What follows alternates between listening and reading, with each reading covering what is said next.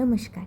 কিছু কথা কিছু গল্পের সাথে আমি সুকন্যা আজ তোমাদের কাছে নিয়ে এসেছি রাওয়া উত্তাপামের রেসিপি। রাওয়া উত্তাপাম বানানোর জন্য আমি নিয়ে নিয়েছি 1.5 কাপ রাওয়া আর 1 কাপ দই। প্রথমে রাওয়া আর দইটাকে ভালো করে ফেটিয়ে নেব।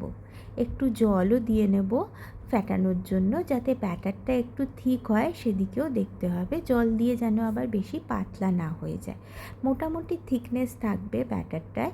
সেই রকম ব্যাটার বানিয়ে ব্যাটারটাকে ঢাকা দিয়ে আমরা রেখে দেবো কিছুক্ষণের জন্য রেস্টে, যাতে রাওয়াটা একটু ফুলে যায়। পাশাপাশি আমি পেঁয়াজ আর লঙ্কাটাকে কুচিয়ে নেব, আর সাথে গ্রেট করে নেব গাজর।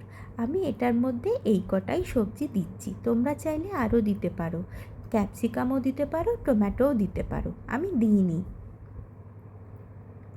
এরপর ব্যাটারের ঢাকনাটা খুলে আমরা দেখব ব্যাটারটা সত্যি একটু ফুলে উঠেছে। তারপর সেটাকে একটুখানি ফেটিয়ে নিয়ে সবজিগুলো আমরা এর মধ্যে অ্যাড করে দেব।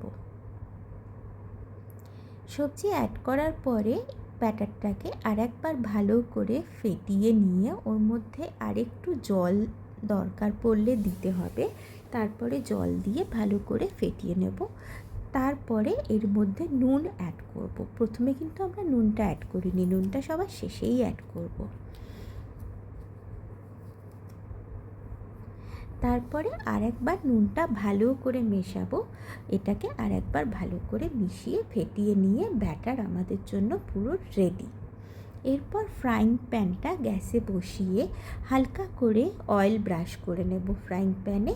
তারপরে ব্যাটারটা একটা হাতার সাহায্যে ব্যাটারটা দিয়ে একটুখানি রাউন্ড শেপ করে স্প্রেড করে নিয়ে ঢাকা দিয়ে দেব। কিছুক্ষণ পর ঢাকাটা খুললে দেখব ব্যাটারটা ইজিলি উল্টানো যাচ্ছে।